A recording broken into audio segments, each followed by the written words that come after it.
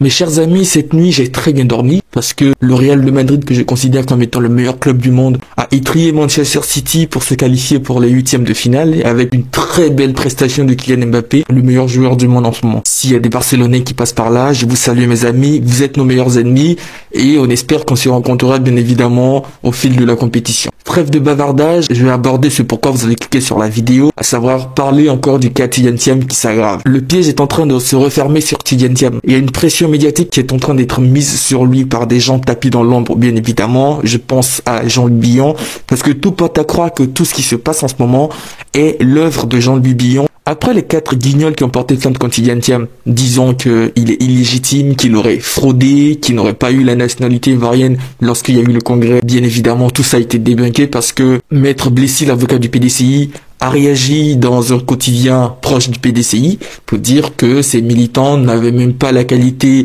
de secrétaire de section. On ne savait même pas s'ils étaient à jour de leur cotisation. Donc tout ceci n'est qu'une machination.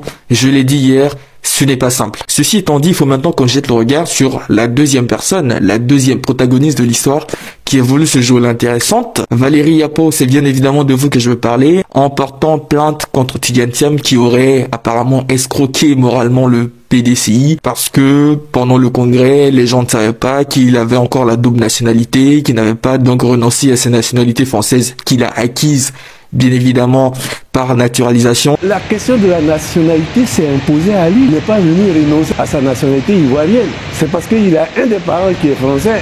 De facto, il est français. Il a subi. Son père ayant la nationalité française, quand il est né, bien évidemment, il l'a acquise aussi. Bon, ça c'est un truc que j'ai appris, je tenais à le préciser. J'ai fait l'erreur moi-même dans mes précédentes vidéos de penser que Kylian Thiam avait demandé la nationalité française. Non, c'était pas ça. Il l'a acquise par hérédité, ce qui arrive à plein de gens dans la diaspora aujourd'hui. Mais le profil de cette Valérie Yapo est très intéressant.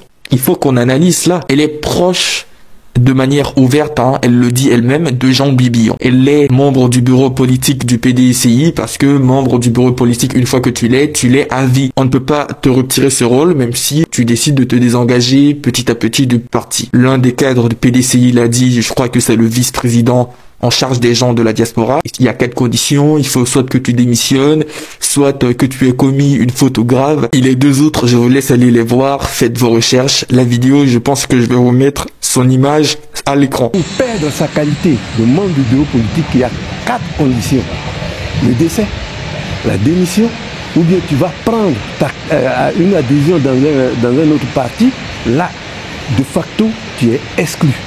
Et puis, si tu as commis une faute lourde et le congrès souverain prend acte et puis veut te radier du PDCI. Cette personne, revenant sur elle, Valérie Yapo, qui n'en est pas à sa première manœuvre, cette personne a été convoquée par le conseil de discipline du PDCI en octobre dernier pour des propos jugés indisciplinés, puisque Valérie Yapo a tenu des propos pour discréditer Kylian Thiam, le président de son parti, publiquement. Son exclusion des instances de décision du PDCI est donc logique. La main de Jean-Louis Billon ne fait plus aucun doute dans cette histoire. Jean-Louis Billon est en train d'agiter ses pions dans l'ombre pendant que lui, il est là, pépère, il continue à faire ses meetings, continue à faire sa propagande. Des gens vont dans le cambouis, ils mettent la main là-dedans pour se salir la main pour lui, faire le sale boulot afin que Thiam soit exclu. On voit bien que Thiam va passer devant le juge dans cette procédure illégale de destitution qui a été initié contre lui par les 4 soi-disant militants du PDCI. Tout cela ne tiendra pas de toutes les façons. Parce que Maître Blessy l'a bien rappelé, pour qu'il y ait destitution, il faut que les statuts du PDCI prévoient cela. Or,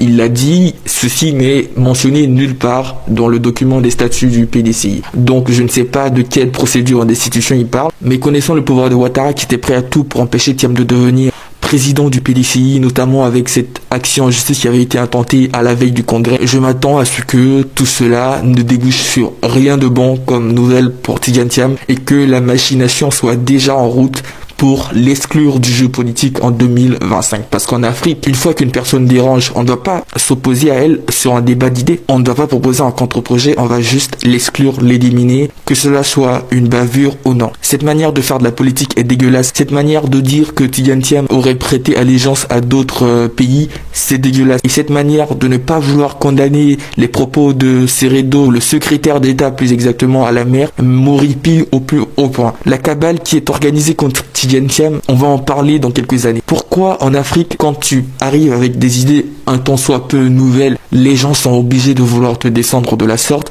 parce que tu ne rentres pas dans les clous et que tu ne penses pas comme eux. Le seul péché pour Tidiane Thiam, ça a été de venir en Côte d'Ivoire comme l'homme providentiel après une vingtaine d'années passées en exil. Mais aujourd'hui, il est là. Et une fois qu'il est là, il faut faire avec lui. Je ne pense pas qu'il ait menacé la vie de quelqu'un. Ou bien, juste parce qu'il pense différemment et qu'il dénonce certaines choses, il commence de plus en plus à le faire. Il a parlé du 4e mandat. Il a parlé des gens qui propagent la haine pour se maintenir au pouvoir. Eh bien, ça dérange. Aujourd'hui, je pense que le combat le plus rationnel et la réelle politique m'oblige à me défaire de ma stature d'homme de gauche peut-être pour aller soutenir ce que Thiam est en train de faire. C'est l'adversaire qui, à mon sens, a le plus de poids pour combattre l'hégémonie du RHDP. On est en train d'aller sur des élections qui sont truquées d'avance et comme le dit Tidiane Thiam, si l'arbitre ne marque pas, bien sûr, la vérité gagnera en octobre 2025.